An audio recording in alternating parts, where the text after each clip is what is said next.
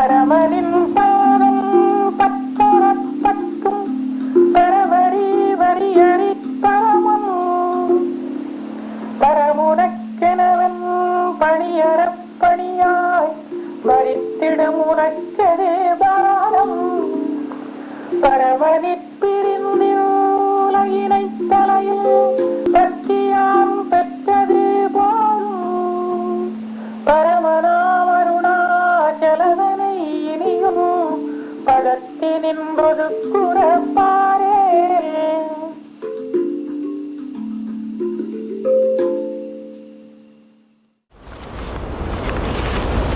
In previous 8 videos of this series, I have discussed each of the first 8 verses of Arunachala Padigam, and in this video I'll be discussing the 9th verse 9. As I had said earlier, in 8 of the 11 verses of Arunachala Padigam, Bhagavan is praying to Arunachala for something. In the first verse he's praying to see Arunachala as he really is, implying Arunachala here means our own real nature. So Bhagavan is praying for that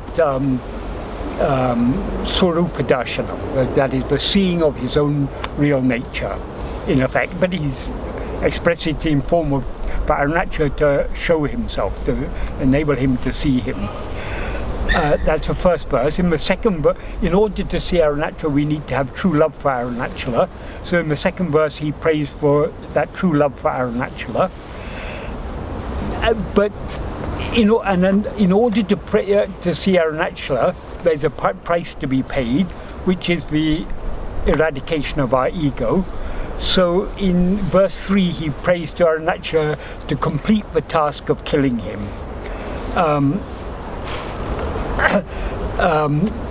That is the barber in many of these verses. He's expressing the condition of a devotee who is very close to completing his surrender, but hasn't yet surrendered entirely. So the task has to be completed by Arunachala by killing the ego. Verse 4 is just he's just wondering and humbly praising Arunachala's grace. There's no prayer in that. In verse 5 he talks about the ineffability of the real nature of Arunachala, and he prays to Arunachala to end his weariness. That is, when we are longing and longing and longing, but our love hasn't yet been consummated by the annihilation of our ego, we become weary. So it's that weary, Bhagavan is praying for an end of that weariness. Then in verse 6 he's pleading with Arunachala to enable him to drink the honey of pure awareness. Verse 7 is a prayer to crush the he's praying to Arunachala, come out and crush the rising of this ego. Verse 8, like as in verse 3, in verse 8 he's again praying to Arunachala to complete the task of killing him. And then in verse 9 is the 8th and final prayer in these 11 verses. In order to be killed by Arunachala won't kill us, won't eradicate our ego until we willingly surrender ourselves to him. So this verse 9, the final prayer in this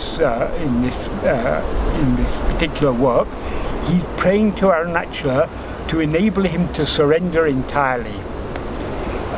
So this is the verse that we'll be discussing this time.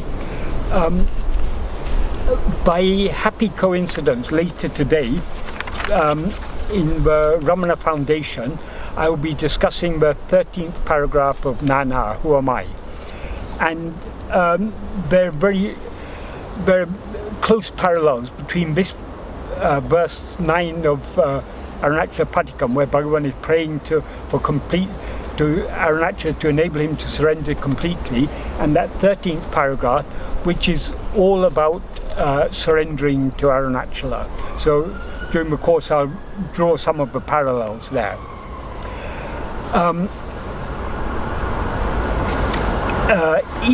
In this there are 1, 2, 3, 4, 5 sentences in this verse, so I'll go through them one by one. The first sentence is the whole of the first line. Paramaниṉ pādam paṭṟaṛap paṭṭṛum paravaṟi vaṟiyariṛ paramaṉ.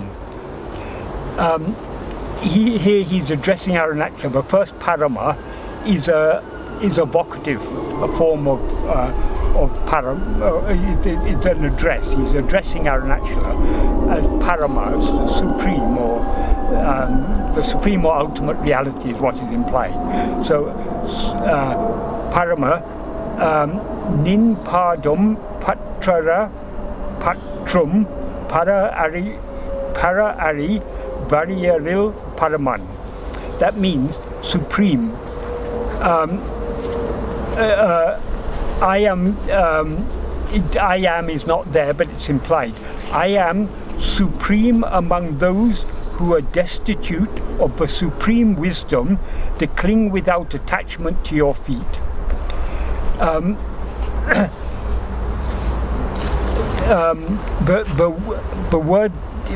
The verb he uses for cling is paṭṭṛum. Paṭṭṛu is both a verb meaning to hold, to cling, to hold fast, to be attached to. It's also a noun meaning attachment. So paṭṭṛaṛap paṭṭṛum means clinging without clinging, literally clinging without attachment.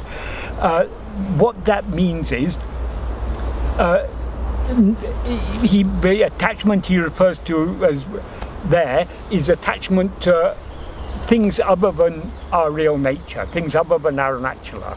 So attachment to worldly things, attachment to the pleasures of the senses, intellectual pleasures, whatever, attachment to anything other than our real nature, anything other than the pure awareness that we actually are, which is the true form of Arunachala.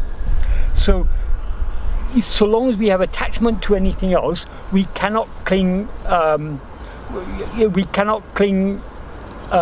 unswervingly to Arunachala, because our attachment to other things will constantly be drawing our mind outwards. Arunachala is shining in our heart as eye. In order to cling to him firmly, we have to cling without attachment to anything else. And here Bhagavan, in order to cling without attachment, we need to have what Bhagavan refers to as paramaniṛ. Ari here is an alternative form of arivu, which means knowledge, wisdom, or awareness. So I don't have the supreme the supreme wisdom to cling without attachment to your feet. And he refers to himself as paramaниṛ vaṟiyariṛ paramaṉ. Paramaṉ means supreme, implying I am the supreme. And that means I'm the foremost. Vaṛiyariṛ is an alternative form of vaṛiyariṛ, which means an impoverished or destitute person. It's from the noun bharamuṇak, which means poverty, destitution, or emptiness. So I'm so destitute, I'm so poor in lacking that supreme wisdom to cling without attachment to your feet. Among all the people in this world who are devoid of that wisdom, I am the foremost among them. I'm the most foolish of all. In that, having been brought to you, having come so close to you, still I'm not clinging with, still I have attachments that prevent me clinging to you alone. Still my mind goes after other things. Is the implication. I'm still attached to other things. In Tirukkural, there's a verse that Bhagavan often used to refer to, which is using the same word paṭṭṛu. paṭṭṛaṇ, I can't remember the verse exact verse in Tamil. What it means is be attached to that which is without it, to he who is without it. To be free of attachment, be attached to he who is free of attachment. That is, God is free of any attachments. Arunachala, or our real nature, is free of any attachment. If we want to be free of attachment to other things, we have to cling, we have to be attached to that which is free of attachment. So the words Bhagavan uses here is indirectly alluding to that verse of Tirukkural.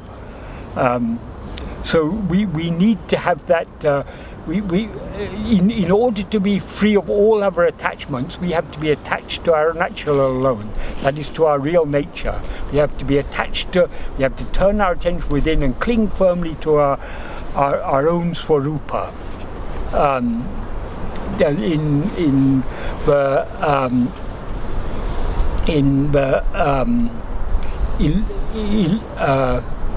I think 10th or 10th paragraph of Nana, Bhagavan says it's necessary Swarupa Dhyanate Vidaha Pidiyay Pidikavendam. That means it is necessary to unleavingly hold fast to Swarupa Dhyana. That means self-attentiveness. So that's what he means here by clinging to your feet. Feet is a metaphor here for your real nature. So I don't have that, and the real nature of our nature is nothing but our own real nature, our own Swarupa, Atma Swarupa. So I don't have that. I'm foremost among those who lack the supreme wisdom to cling without attachment to your feet. That's the first line and first sentence. Then in the second sentence he says, Bharamuṇak enna en paṇiyaṛ.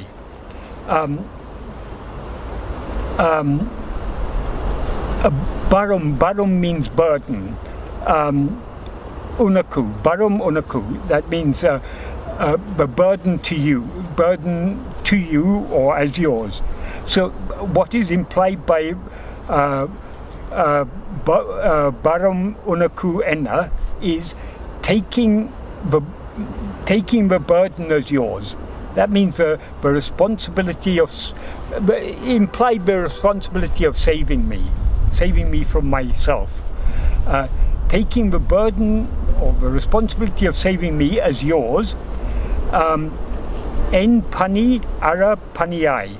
May you order or may you make my activity cease. Pani here means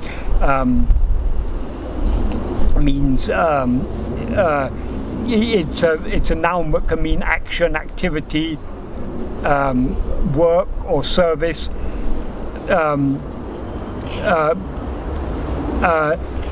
And it's also a verb that means say or order.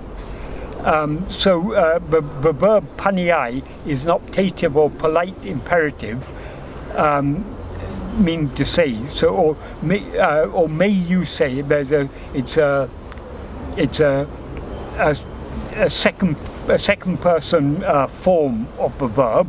So may you, of the optative verb. So may you order or may you make my activity cease. So taking the burden of the responsibility for my salvation as yours, may you order my activity to cease. That is what is the root of all activity? First activity is the rising of ego. So activity will cease only when ego ceases. So in the implication when he says making my activity cease means making me cease rising as ego. Because only when we cease rising as ego will all other activities cease. And then in the third sentence he asks a question. Bharittiṭu unaku edu bharam. For you who bear, what is a burden? Who bear here implies who bears or carries or supports everything. What is a burden?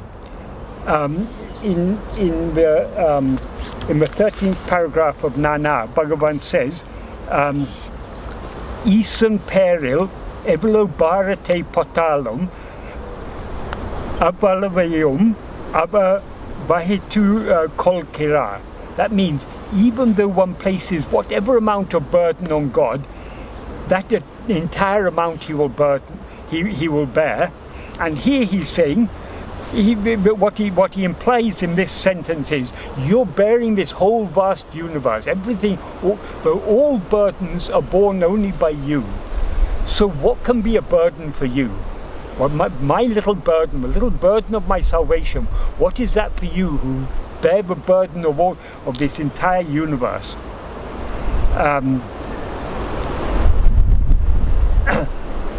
The verb bharittiṭu unaku, bharittiṭum is a relative or adjectival participle referring to unaku, to you.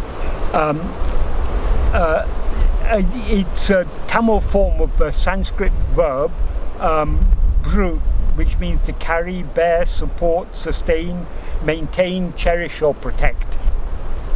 So for you who sustain everything, who protect everything, who, in that sense he's talking about, he's saying Arunachala is bearing everything. Bearing means he takes responsibility for all of us. He nourishes and cares, and like a mother taking all the burden, taking care of all the needs of her child.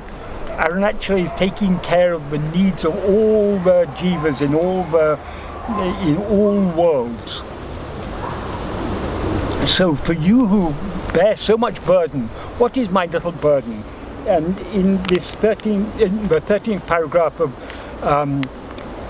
Who Am I, in the final sentence he says, though we know, he gives an analogy, though we know the train is bearing all the burdens, why should we who go travelling in it, instead of remaining happily, leaving our small luggage placed on it, on the train that is, suffer bearing our luggage on our head? So the little burden of our life, we think we bear so much responsibility. Everything depends on us. We need to work to pay the bills, to look after our family, to do this, to do that. We are taking all that all that is our responsibility.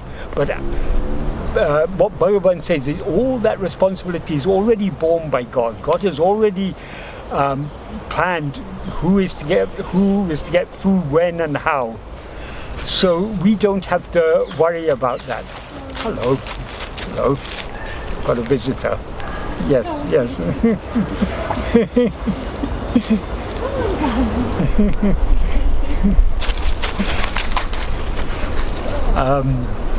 See, every living being in this world, Bhagavan is bearing their burden. Bhagavan has provided for whatever is to happen in our life. It's already been ordained. It's already, Bhagavan has already allotted for each one of us what is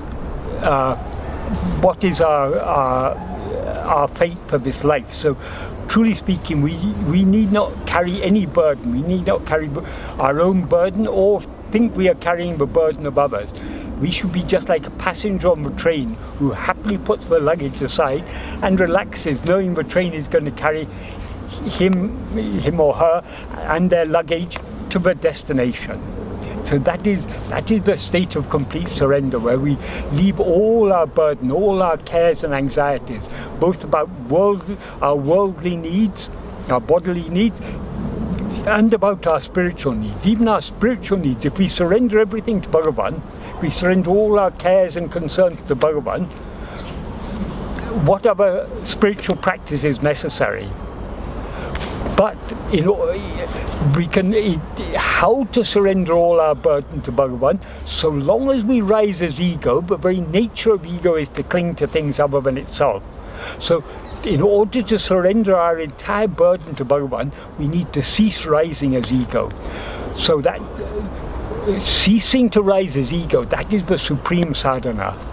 And the trick that Bhagavan gave us to achieve that, so long as we attend to other things, we are attached to them. If we want to give up attachment to all other things, we have to cling firmly to ourselves.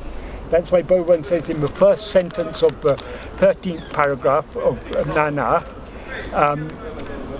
being one who is firmly fixed in and as oneself. That's Atmanishta Paranī, the term he uses. Being Atmanishta Paran, one who is firmly fixed in and as oneself, giving not even the slightest room to the rising of any thought other than Atmachintana, which means self-attentiveness, alone is giving oneself to God. So long as we attend to anything other than ourselves, we are not, our surrender is incomplete. In order to surrender completely, we need to give no room to rising of any thought other than self-attentiveness.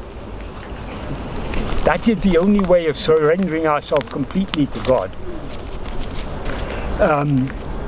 So there's so many indirect parallels between this verse and that paragraph. So he, in this third sentence, he asks, for you who bear all burdens, what is a burden? What is my little burden for you, is the implication. And then in the fourth sentence, he again addresses Arunachala as parama, supreme. Paramaninē pirindiv vulahiṉait talaiyiṟ paṭṭṛiyāṉ peṭṛadu pōdum. Supreme, what have I got by separating from you and grasping this world on my head? What I have got by separating from you and grasping this world on my head is enough. That is, I've had enough of this. I've had enough of leaving you and carrying the burden of this world on my head, as if everything depends on me, as if my life, my little life in this world depends on me, as if the life of, as if other people depend on me, as if my spiritual salvation depends on me. Nothing depends on me. Everything depends on you. So why should I leave you and carry all this burden, the burden of this world on my head? I've had enough of this, is the implication. What I've achieved. Peṭṛadu means what I've got, what I've achieved by all this. I've had enough of it. We achieve nothing, but by carrying all this burden on our head, all we achieve is endless cares, concerns and worries. Just to give it all up is the implication. We've had enough of this. Give it all up, leave it all to Arunachala. Arunachala will bear the entire burden for us. So we need not care for, we need not be concerned about anything. Our only responsibility is to surrender ourselves completely and let him take care of everything else. Then in the so I've had enough of leaving, separating from you means rising as an ego. As soon as we rise as ego, we take the whole burden of the world on our head, metaphorically speaking. We think so much depends on us, whereas in fact nothing depends on us. Everything depends only on him. Then in the final last line and the last sentence, he says, paramana Arunachala, that is Arunachala who are supreme. Yiṉiyuṉ paṭṭṛaṛap,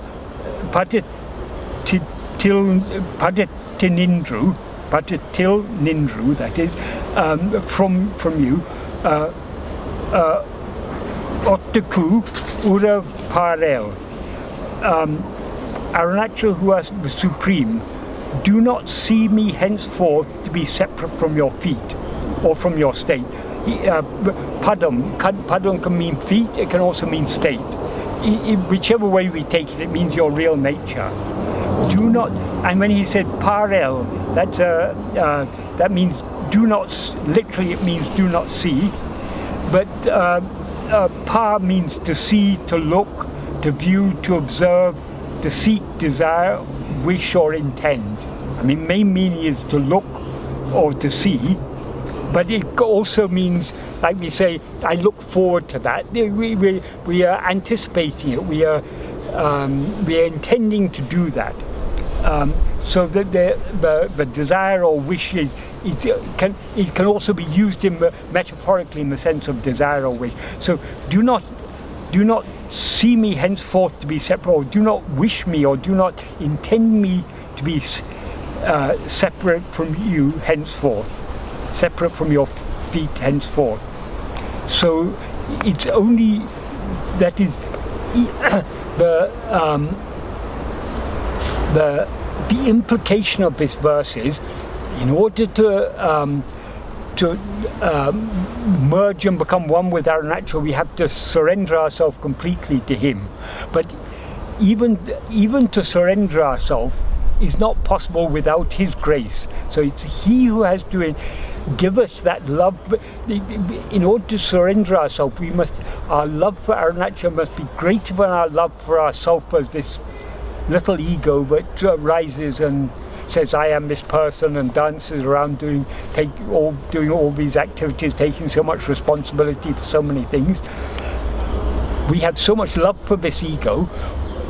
In order to surrender this ego entirely, we must have greater love for Arunachala than we have for ego. Then only we will be willing to give this ego entirely to Arunachala. So how do we get that love? It's only that love comes from grace.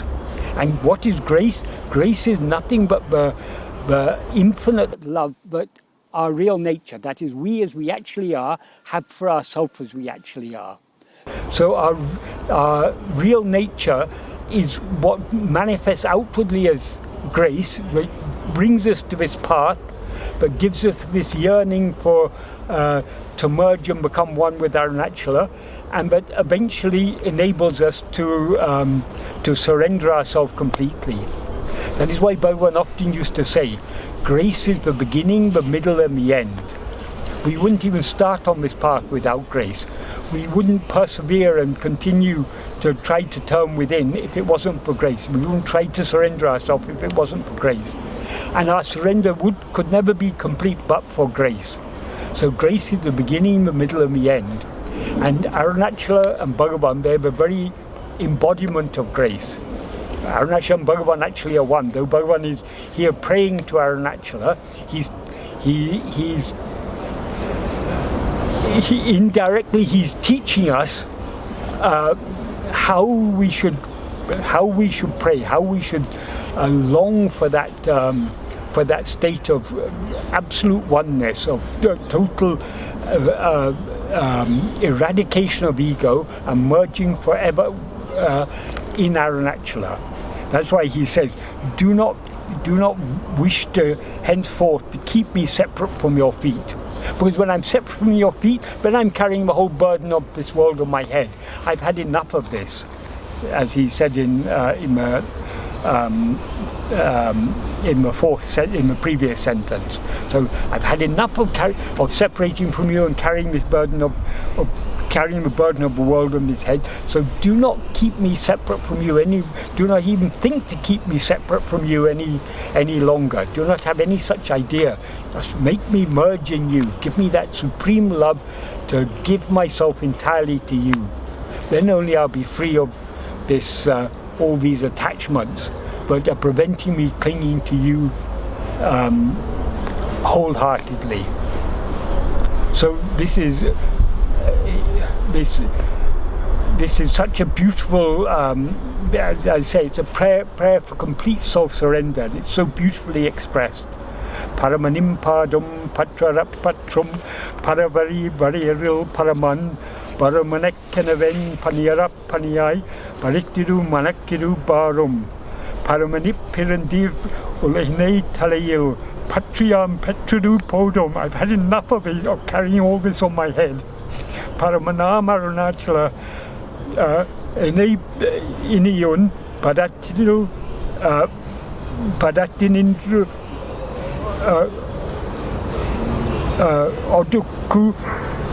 odukkura pārel. Do not think any more to keep me separate from your feet. This is the culmination of all that Bhagavan has been praying for in the earlier verses. It comes to its very climax in this verse. And then in the next two verses, he reveals the greatness of Arunachala and why Arunachala has that unique power to draw our mind within. How Arunachala eradicates the ego by drawing our mind within.